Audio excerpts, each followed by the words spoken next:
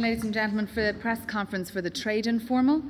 Just a little bit of housekeeping at the start. We request that all phones go on silent now, please, or I shall glare at you. This is being put out by satellite now, so therefore we'd ask, if you are asking a question, to please stand, to name yourself and to name your organisation. And also we will be handling all questions in relation to this presidency event first, and then we will try and facilitate a few domestic questions afterwards. Minister? Yeah, thanks very much indeed. Well, first of all, I'd like to thank Commissioner de Gucht for attending our first Trade Informal. There hasn't been a Trade Informal, certainly in my knowledge, before. I think it was an important and opportune time to have a Trade Informal because there are very significant opportunities for global trade to be developed, and I think this informal gave us a chance clearly to discuss the US-EU investment and trade partnership agreement, which is being opened, hopefully, if 2 mandates can be approved.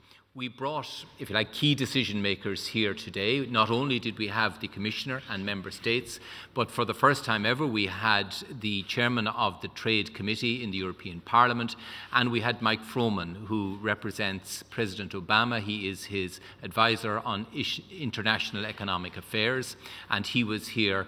And we had an opportunity to have a very broad-based discussion about the opportunities that are there to have an EU-US trade agreement that would be dynamic, that would go well beyond the formal approach to trade agreements in the past, that would envisage the capacity to evolve regulations in a way that there would be mutual recognition. So it would be a dynamic and living agreement rather than just dealing with tariffs or a couple of non-trade barriers and leaving it at that.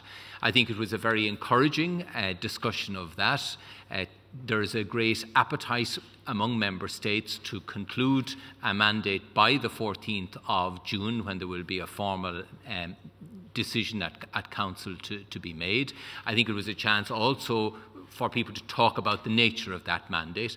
Obviously, a mandate is not a deal, so the mandate has to be give considerable discretion and room to the Commissioner to negotiate on behalf of Europe to get the best possible opportunities for trade and growth. Clearly, the potential benefits for Europe are very substantial from such a trade agreement. The economists who've done assessments have indicated that on an optimistic, a very optimistic, you could have 120 billion of additional GDP in Ireland or in the European Union.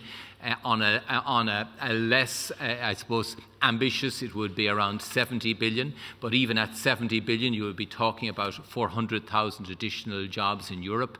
To put that in comparative language, for Ireland, it would represent 800 million additional GDP and 4,000 additional job opportunities. So clearly, such an agreement is a very dynamic opportunity at a time when both Europe and indeed US are looking for growth opportunities that can't be stimulated by conventional fiscal means. This is a way to build dynamism into our economies. So I think that was a really useful discussion.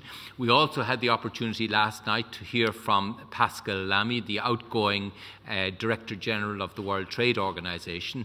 He is moving out of office towards the end of this year on the 31st of August, and it was a great opportunity for him to present his insights and the challenges that face the WTO.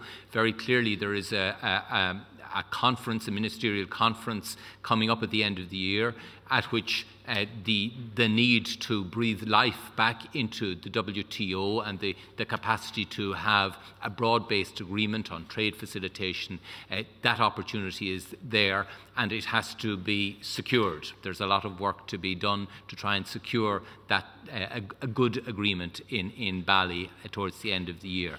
So it was a very good opportunity to hear directly from Pascal Lamy the challenges that are there and the opportunities that are there to continue the credibility of multilateral trade negotiations. We also had the opportunity to hear an update from the Commissioner on a number of trade issues, like the continuing negotiations with Canada and other trade defence issues. So I think it was a very fruitful discussion. It was a good opportunity for member states to be able to speak about the more strategic challenges in the whole trade area, which perhaps those possibilities aren't there at the more formal agenda, where there are files to be dealt with in order. So I think we were very pleased, representing the presidency, for the very constructive environment in which the debate was conducted, and I think it has benefited all of us in getting insights into the opportunity, and I think cemented the commitment to drive forward over the coming months and get a mandate by the deadline set by the European Council of the 14th of June at our informal.